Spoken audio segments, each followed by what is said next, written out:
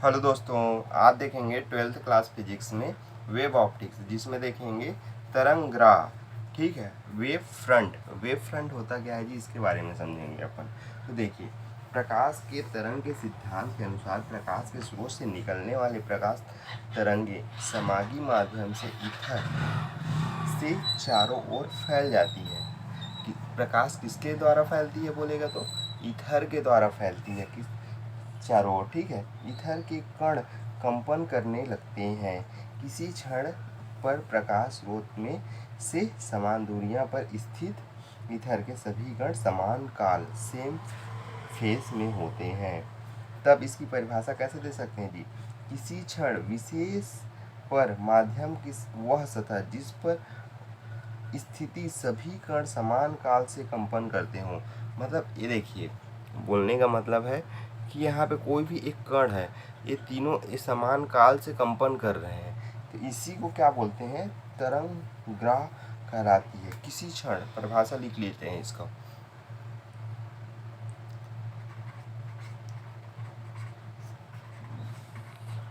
किसी क्षण विशेष पर माध्यम की वह सतह जिस पर स्थित सभी कण समान कला से कंपन करने लगता है, इसे तरंगग्राह कहते हैं या कहलाती है। यहाँ आप लिख लिए, कहलाती है। ठीक है, अब पूछेगा आपसे एक कितने प्रकार के होते हैं, तो तरंगग्राह कितने प्रकार के होते हैं जी।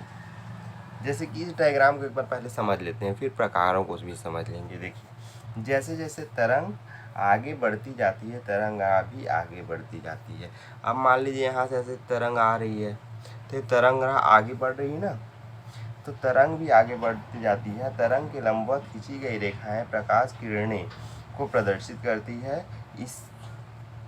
इस किरण के अनुसार ऊर्जा संचरित है। ऊर्जा स्रोत, ये ऊर्जा स्रोत कौन सा है, ए और बी, यहाँ से मान लीजिए एक सन है, इससे ऊर्जा स्रोत हो रहा है। ठीक है, जिसमें तरंगग्रत ए सी ए डी और ए ई किरणें हैं। ठीक है, किरण को तरंग अभिलंब भी कहते हैं।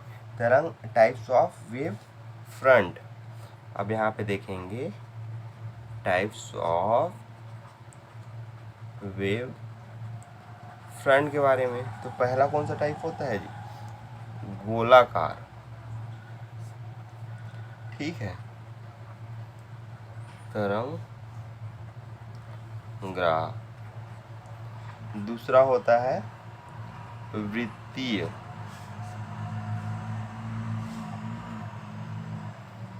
तरंगग्राह। तीसरा होता है बेलनाकार,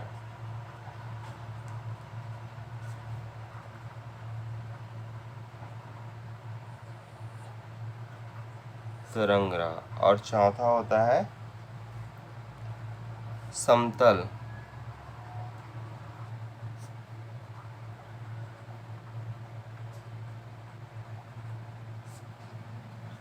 यह चार प्रकार के होते हैं। ठीक है, अब इसको प्रकारों को समझ लेते हैं एक एक करके। ठीक है, तो देखिए, पहला होता है गोलाकार। तो गोलाकार क्या बोलता है, जब प्रकाश स्रोत बिंदु समान होती है, जब प्रकाश स्रोत कैसी होती है, बिंदु समान होती है, तो स्रोत में सीमित दूरियां पर जो तरंगग्राह होती है उसे गोलाकार कहते हैं। प्रकाश क्या है, देखिए यहाँ पे गोलाकार में बिंदुकार है, तो इसी को क्या बोलते हैं जी, समान है सभी की स्रोत। यहाँ से इसी के स्रोत में जा रहा है, A1 जा रहा है, स्लिट से A2 जा रहा है, तो यही क्या है, समान तरंगग्राह है। ठीक है, फिर अब दूसरा आता है बेलनाकार। बेलनाकार को कैसे बोलेंगे अपन? तो यह प्रकाश स्रोत रेखावत होती है तथा स्रोत में सीमित दूरियां पर नियमित तरंगग्राह बेलनाकार तरंगग्राह होती है। ठीक है। अब तीसरा देखेंगे समतल। समतल में क्या बोलते हैं? तरंग स्रोत से असीमित दूरी पर निर्मित तरंगग्राह समतल तरंगग्राह होती है। ठीक है ठीक है दोस्तों। अब इसकी परिभाषा लिख लें क्या एक एक करके?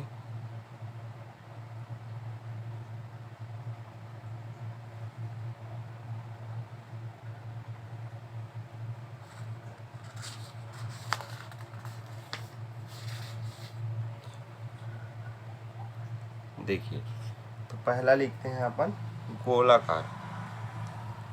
गोलाकार तरंगग्राह। गोलाकार तरंगग्राह होता है जब प्रकाश स्रोत बिंदु समान होता है तो स्रोत से सीमित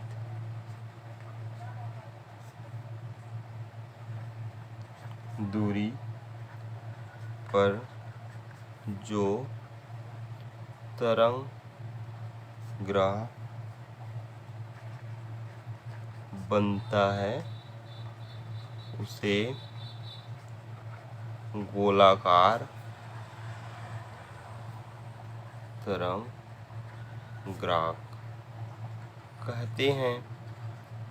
ठीक है। अब दूसरा आता है कौन सा था जी? वृत्तीय तरंगग्राह। अब वृत्तीय तरंगग्राह कैसे होता है? देखिए, जब प्रकाश स्रोत बिंदु के आकार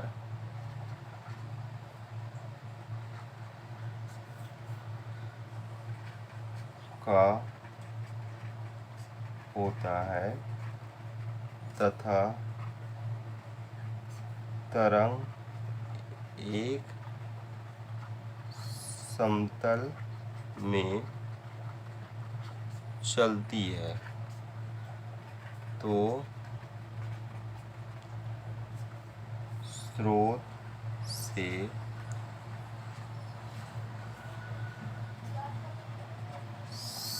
सीमित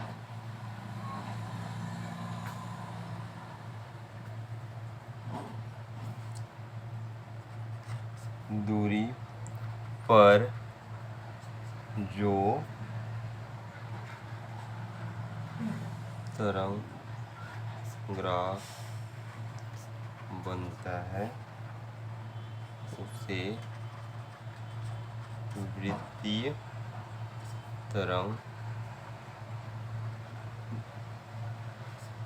कहते हैं। ठीक है, 2 हो गया। अब तीसरा को परिभाषा भी लिख लेते हैं। बेलनाकार। अब बेलनाकार में क्या होता है जी? यदि प्रकाश स्रोत रेखावत हो तो, आपने डायग्राम में देखा था रेखावत था प्रकाश स्रोत। ठीक है, तो इस स्रोत से सीमित दूरी पर तरंगग्राह बेलनाकार तरंगग्राह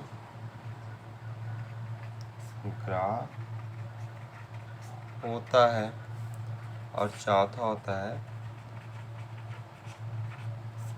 समतली, या इसको लिख लीजिए समतल। समतल क्या होता है? देखिए, प्रकाश स्रोत से असीमित दूरी पर निर्मित तरंगग्राह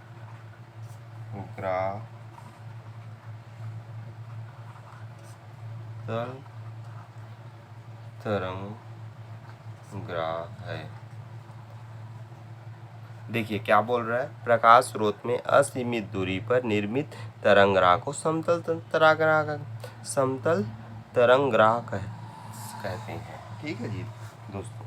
अब देखिए और इसमें कुछ आगे भी देख लेते हैं अपन। ठीक है, समतल तरंगग्राह के से संलग्न किरण परस्पर समांतर होती है। ठीक है, समतल तरंगग्राह का डायग्राम देखिए, तो इसमें जो किरण है ये क्या है, परस्पर ये समांतर है। अब देखिए गोलाकार तरंगग्राह के संलग्न किरण एक बिंदु से अपसरित होती है या एक बिंदु पर अभिसरित होती है। एक बिंदु पर अपसरित होगी या अभिसरित होगी। ठीक है, गोलाकार तरंगग्राह से। तो आज के लिए इतना ही दोस्तों, फिर मिलते हैं हमारे नए क्लास में जिसमें कुछ नया देखेंगे दोस्तों।